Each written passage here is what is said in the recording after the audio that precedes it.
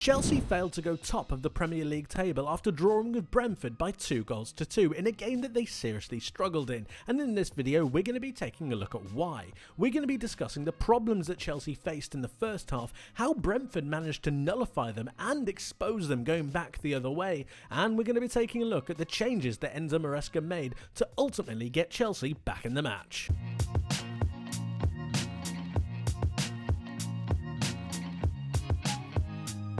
The problems that Chelsea faced early on in the game were initially self-inflicted. With the need to rotate their squad due to the upcoming games, Chelsea found a disruption within their rhythm naturally when the game began.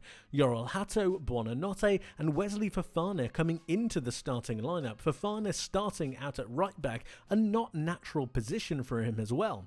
But let's not take anything away from the way that Keith Andrews and Brentford set up. Understanding the way that Enzo Maresca and Chelsea would want to go forwards, they opted to change their shape as well, still opting for a back five to really pen themselves onto Chelsea, but opting for a three-man midfield.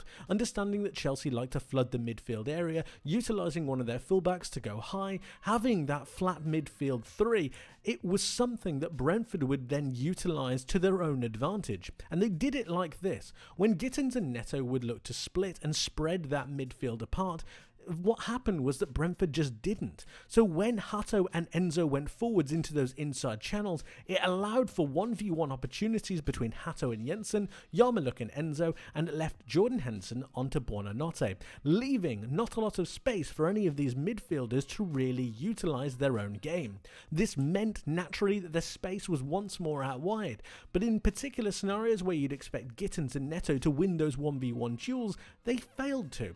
And this is where the role of the fullback comes in. When you have typical wingers, you would utilise fullback movements, whether it be overlapping or underlapping movements, to try and drag away that 1v1 opponent for your winger, giving him extra space to be able to get crosses into the box. The problem with this Chelsea system though is there are no fullbacks, not really. Yoral Hato inverts into midfield and Wesley Fofana acts as almost a pillar of a back three. This means that there weren't any kind of overlapping or underlapping runs for this Chelsea side, leaving them quite stagnant. Then what you had was space in beyond that Chelsea back line because of the way they needed to push forwards. Encouraging Chelsea onto Brentford almost gave Chelsea a false sense of security, leaving space in behind due to an extremely high line. Passes from the likes of Jordan Henderson, Jensen and Yarmolenko would look to find an incredibly pacey Kevin Schade and an always willing Thiago to be able to run into these spaces, and it was from this point that Brentford launched their attacks. And it was through this approach that Brentford managed to get their goal, utilising Chelsea's overcommitment of players with Brentford's defensive system allowed them to get some really good counter-attacks. Here you can see Chelsea out on this right-hand side. Pedro Neto is about to whip the ball in, but look at how many Chelsea players are currently committed to this attack. You've got 1, 2, 3, 4, 5... 6 players, 7 if you include Neto, but the player that I really want to take stock of here is this one in Wesley Fofana. Look how high he is. Now he is not operating as a fullback, he's operating as a right-sided centre-back. This is because of the positioning of Yoral Hato, who is currently moving into the box. Again, a trait that Enzo Maresca really wants from his left back, to be able to move forwards into an attacking position. But what happens is you cannot allow for your players to lose the ball in this particular scenario with your right-sided centre-back so advanced and so aggressive, because if the ball does get cleared like it does here and it gets won back by Brentford here with Igor Thiago onto Trevor Chalobah, what you've then got is a huge problem with the turnover. Buonanotte fails to win the challenge and then you've got Brentford looking to counter. I want to take note of Jordan Henderson right here and look at what he's doing. He's scanning just ahead of the pitch, and this is because of a run that Kevin Schade is making on the halfway line, sprinting over towards Tosin Adarabioyo, and it's in this moment that Jensen looks over, sees Jordan Henderson, gives him the ball, in which Jordan Henderson takes one more look. The moment he takes that look, he understands that he needs to play the ball now, and in doing that, he unlocks this Chelsea defence, he exposes this Chelsea defence in brilliant fashion. Look at this. You can see Kevin Schade on the run here. Tosin Adebayo is in no man's land right now, and Wesley Fofana, while he's trying to make that recovery run, he's just not able to. You've then also got Trevor Chalobah, who has been taken out of the game due to that duel with Igor Thiago. It's then a moment and a case of whether Kevin Schade is able to take the ball under control, which he absolutely is, but just look at the space here that Schade has to run into. It is completely exposing Chelsea at this current point in time. He drives forwards into the penalty area, forcing Tosin back, and it's in this case that he's able to take his shot. It gets a wicked deflection from Chelsea's point of view, but it's a brilliant deflection from Brentford's point of view, and in fact, they've absolutely earned it because of the way that they were able to counter-attack with such efficiency. It's a fantastic shot, and it gets rifled into the bottom right-hand corner, and it's exactly what Brentford deserve. They managed to expose Chelsea in that brilliant fashion. Though something needed to change, and that's exactly what Enzo Maresca did, opting for personnel changes as well as a tactical change in the middle of the park. Marco Correa and Reece James come on in both fullback roles, a crucial key change. Alejandro Garnacho and Cole Palmer come on at various points during the second half, but it was the role of Reece James that was incredibly interesting. Marco Correa still being pushed on towards that high 8 role, but inverting Reece James was a bold and brave move from Enzo Maresca, especially considering their defensive frailties in that first half. What this did is gave Chelsea even more of a foothold because of the possessional game that they were able to have earlier on in their building phase. Through this, they were able to overwhelm Thiago and Schade and prevent them from being able to intercept, but also pressurize Caicedo from being that sole defensive pivot that was progressing the ball forwards. This gave them a numerical advantage in the centre of the park and enabled them to get the ball forwards into those more attacking areas a lot faster. This had knock-on effects for the way that Lewis Potter and Coyote, both of Brentford's wingbacks, would start to pressurise the Chelsea wingers, because it gave them passing lanes and passing options through Enzo Fernandez and Marco Correa.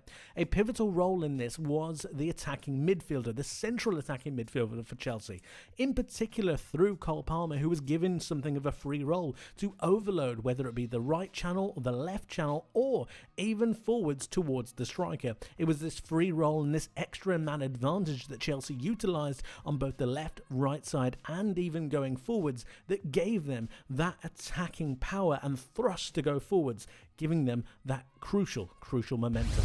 And it was through that momentum that Chelsea were able to get their first goal. You've got Enzo Fernandez dropping into a little bit more of a deeper role than he was in the first half, giving himself the chance to pick his head up and find a good cross. You've still got that pressure from Marco Correa out on that far side, but you've also got Joao Pedro looking to make a run into that space that Brentford are holding a really high line. And in fact, you can place a blanket over the entirety of this Brentford defence, which one is a good thing, but also for Chelsea, if you have enough passing options, you can go around this Brentford line, and that's exactly what Chelsea do here.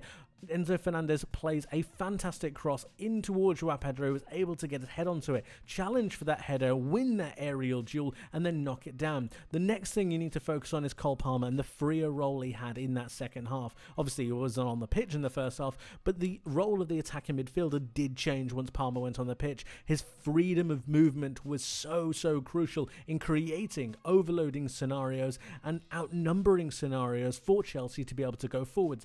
As I said, Joao Pedro was able to get the ball down, knock it down towards Cole Palmer, and then it's about Cole Palmer's quality. Whether he's got that quality in him at that moment, and of course he does, he's able to slot it home into the bottom left-hand corner, and it gets Chelsea right back into the game. It's a fantastic finish and a brilliant piece of quality from both Enzo Fernandez and Joao Pedro to knock it down for Cole Palmer, who you know is always going to knock it home as cool as ever.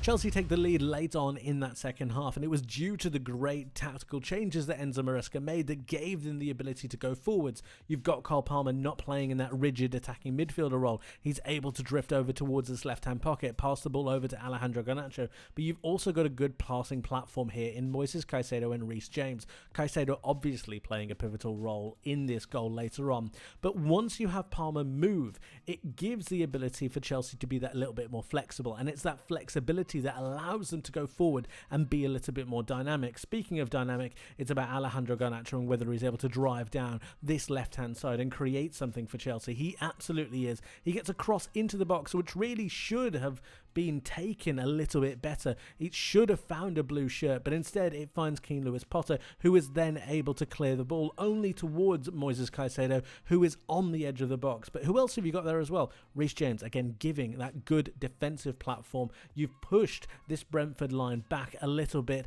and it's giving Moises Caicedo the space to be able to take a touch, take his time, find his rhythm, and fire it towards that top left-hand corner. It's an absolutely sensational hit. But again, those real protocols coming into play, pushing that Brentford defensive line back, making sure you have runners up onto the ball, and that free roll for Cole Palmer was absolutely pivotal. It's obviously a sensational strike, and it was really, really good.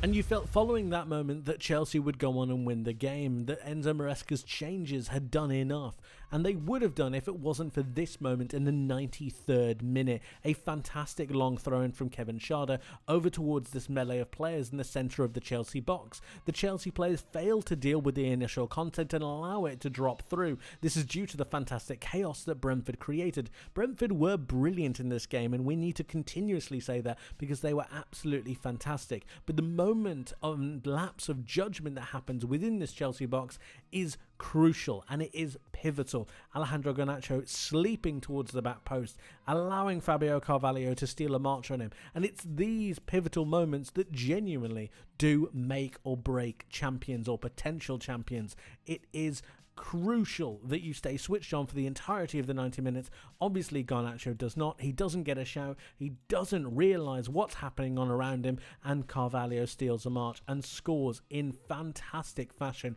for Brentford. They thoroughly deserved it. They were brilliant. But Chelsea, unfortunately, in this particular scenario, really struggled. And Enzo Maresca needs to go back to the drawing board on a couple of different things. But my question to you guys is, what would you change? What would you have Enzo Maresca alter to change the fortunes of Chelsea going forwards? Let me know your thoughts in the comment section below. I would love to hear from you. Thank you ever so much for watching, guys. I hope you enjoyed. I hope you learned something new. And I hope to see you in the next one. But until then, my friends, take care.